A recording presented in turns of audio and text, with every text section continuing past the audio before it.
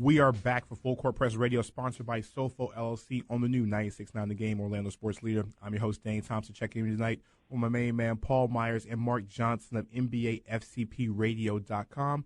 Also, we want everybody to check in with us tonight, too, as well, too. 407-916-8255 is the number to check in if you're in Orlando or nationwide. Toll-free, 800-729-8255. Guys, you know, this yesterday was the final day for all-star voting in the NBA.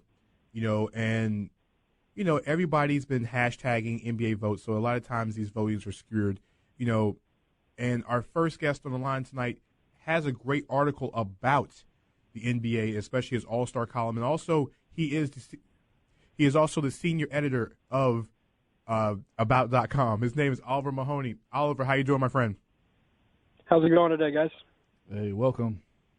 You're welcome. Oliver, so we were just talking about the All-Star game, and you had a great article and great piece on the All-Star game. With the All-Star voting stopped, yesterday, who is your All-Stars in the Eastern and the Western Conference? Who do you guys your five? If you're just picking without, the numbers.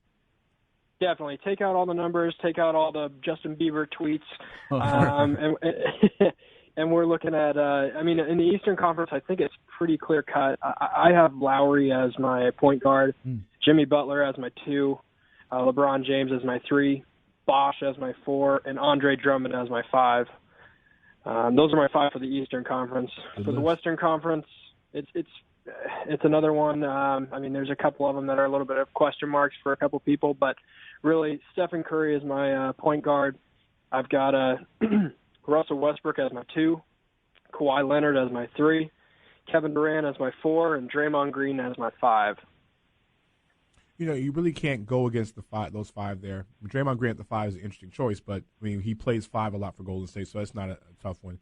But for those who've never read Oliver, he's the senior editor of About.com, as well as he's in Portland, so he's around the Portland Trail Blazers an awful lot on a regular basis. So we're going to touch him up with some Blazer type info. So Paul, lead off with us. All right, so I wanted to talk about C.J. McCollum a little bit. I know we talked about him before the season started. We thought he was going to have a good year. How much has he exceeded the expectations out there in Portland, and what kind of contract is he looking at after this season he's having? Well, he's definitely exceeded expectations, even though people's expectations of him were really high.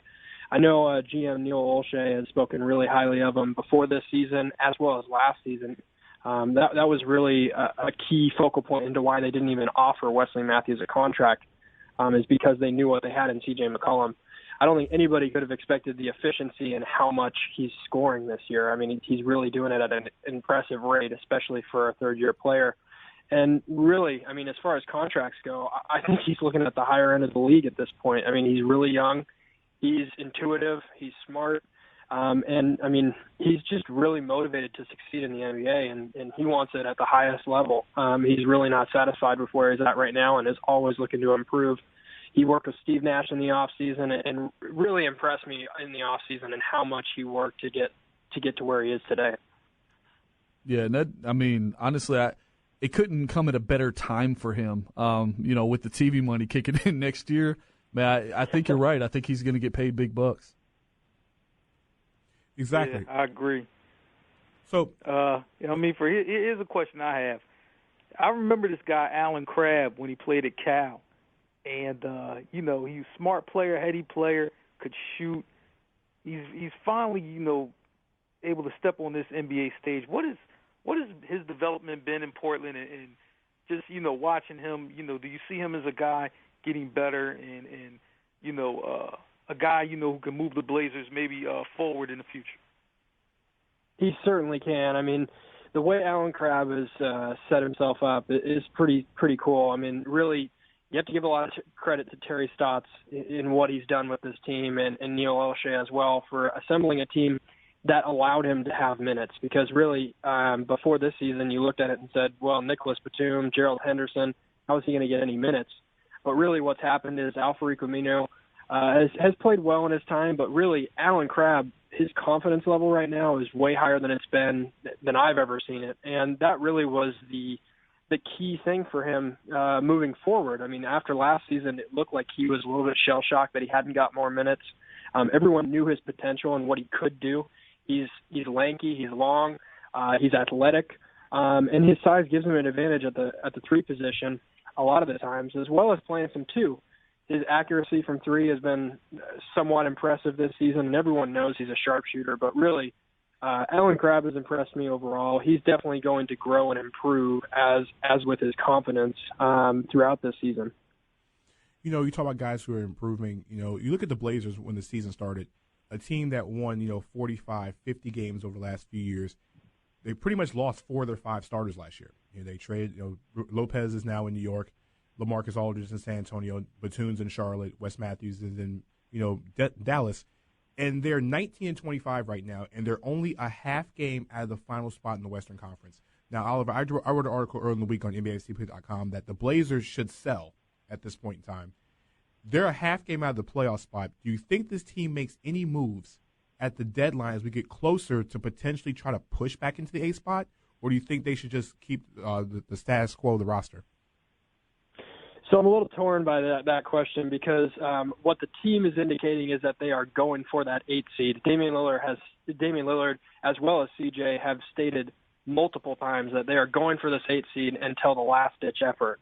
Now, that being said, if people don't know, the Portland Trailblazers do give up a lottery pick to Denver if they end up getting that 8 seed or making the playoffs this season at any circumstance. And so if you're looking at it from that perspective, I think it would be in the best interest of the Trailblazers to potentially not go for that 8 seed and be a seller. But at the same time, you know what? A half game out of the 8 seed, I think you want to just play it out a little longer and see if this team can hold in. You've got teams like Utah, New Orleans, teams that have been riddled with injuries throughout the season and are really coming back strong. Obviously, Gobert and Favors down there in Utah are finally healthy, and I expect them to make a real big push towards the latter stages of the season as well as after the All-Star break. And then you've got the Pelicans, who've been obviously pretty atrocious thus far, but really getting some guys back, and hopefully they can make some strides and maybe some moves to potentially get into that 8 spot or make a run at it at least. And then you've got sleeper teams like the Kings. So really, the 8 seed's all up for grabs in the Western Conference, so I don't blame the Trailblazers for going after it now, but I think we may see them pack it in if they're out by 5-6 games with, a couple months left in the season. It's an interesting thing in Portland. Like I said, Portland's at that kind of a middle stage right now. You don't know where to go here and there, but they have an all-star guard in Damian Lillard. Is Damian Lillard the type of player, real quickly, Oliver, that can carry the Blazers to the next level? They got rid of everybody. Can Dame do it by himself, or do you think they still need another lottery pick or a young stud to help out? I think Damian Lillard is that guy. We've seen it against some of the best guards in the West. He's put up astronomical numbers the past 3 or 4 games against the likes of Stephen Curry and Chris Paul, and really doing, wonders for a team that really wasn't expected to do very much. I think most people had him pinned at about 29, 28, 27 wins. And they're on pace for about, 30, 35, 40. If you look at it from that perspective, I think Damian Lillard's been the key provider of what the Trailblazers are doing. And he's really the out-and-out leader of this team. He signed up for basically 6 years, so he's going to be there on the long haul. And, they didn't sign him to $125 million to say you're the second man. He's the guy in Portland. He'll be that way. I expect it to be for the rest of his career. Well, Oliver, before we let you out of here, we always play a game with our guests called 3-Point Play. And for those who never listened to it before, basically what it is we're pretty much, me, myself, and Mark are going to ask you a set of questions. You have 30 seconds to answer them. And so it'll be about random things in the NBA. So, Paul, lead off this one. All right, so I'm on my own on this topic, and I need some support. Let's see if you help me out. So I'm taking Paul George over Carmelo Anthony as my if I had to choose one as an Team USA representative. Which one would you take, Paul George or Carmelo Anthony on the USA team? And this is international ball, obviously. Yeah, I'm taking Paul George, and the only reason I say that is because he's younger. And, you've seen it with the USA team. They need leaders, and they need leaders that are young so that they can grow together and build together because, obviously, it's a team game. It isn't a one-person game. Now, obviously, Carmelo Anthony, he's played a lot better, but I'm all with you with that one. I really like Paul George's game and what he's done for the team. My man, that's what I'm talking about. Mark, it's on you. Well, looking at the standings, everybody's talking about Golden State, Cleveland, even though, the game last night, we understand that. But the Spurs are probably the most quietest 6-loss team, 36-win team that I've ever seen in my life. Yeah. If the Spurs meet the Warriors in the playoffs, who wins? Man, that's a difficult question. I think everybody's asking the same thing. I'm looking forward to watching it one way or another, but I can't go against the Warriors right now. I love what the Spurs do. I love how they play. I love the players that they put into their system, and everything works. But if I was to put money on it, I'd have to go with Golden State. Just Stephen Curry is just out of this world right now. I think he's one of the best players we've ever seen play. And that's not shorting other guys, but really what they're doing right now is incredible. All right, so it's on me for the final question. So, Oliver, here's what I'm saying. Golden State and San Antonio are the two class of the Western Conference. Everybody's saying, Golden State's 38-4, San Antonio's 36-6. Realistically, if Enes Kanter learns how to play defense, do the Thunder win the Western Conference? Man, I don't think they win the Western Conference, but I wouldn't put it past him to be in the Western Conference Finals and potentially go 7 games with whoever they play against, whether that's Golden State or San Antonio. I like Oklahoma City from top to bottom. I like the players they have. I like Westbrook a lot. I like Durant a lot. And obviously they've got some good role players, but if they can somehow figure out a way to get Kanter to play some defense, man, it would be an interesting outlook to see what that team could do. Oliver, first and foremost, thank you very much for coming on the show tonight. So before we let you go, how does everybody get in contact with you on social media, and also what you got coming up article-wise? So at Maroney on Twitter, so OMARONEY. You can follow me, all my articles and stuff on basketball.about.com. Cyberdust, wherever you want to go, but really Twitter's where everything is. And then as far as articles coming up, we've got a midseason awards article coming up here shortly. I've got a bunch of All-Star stuff to recap, and I'll be at the All-Star events and festivities, so I'll be covering all of that for everyone who wants it. So, but really, just follow me on Twitter. Oliver, thanks for coming on tonight. Like I said, we'll definitely have to do this again, and of course, enjoy Rip City. Yeah, thank you for coming on. All right, man. Thank you very much, guys. Guys, before we've had the break, we talked about the All-Star game. Do you think Draymond Green should start at the center position? Mark, what do you think? No. I think he deserves to be an all-star. And I understand they're doing a 3-forward thing, but I say no. I say start a legitimate guy. Paul?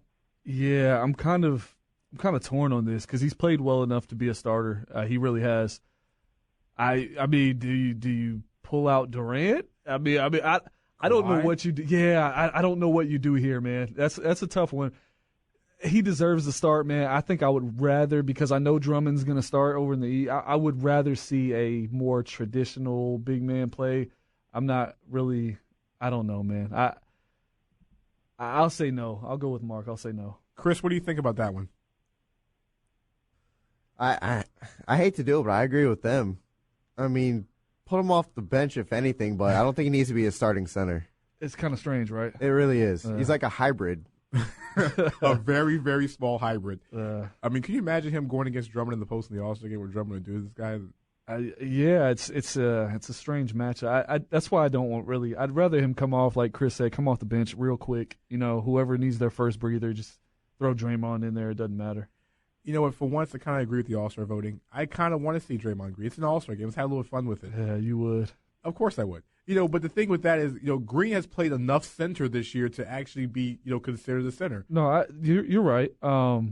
However, it's a situational lineup.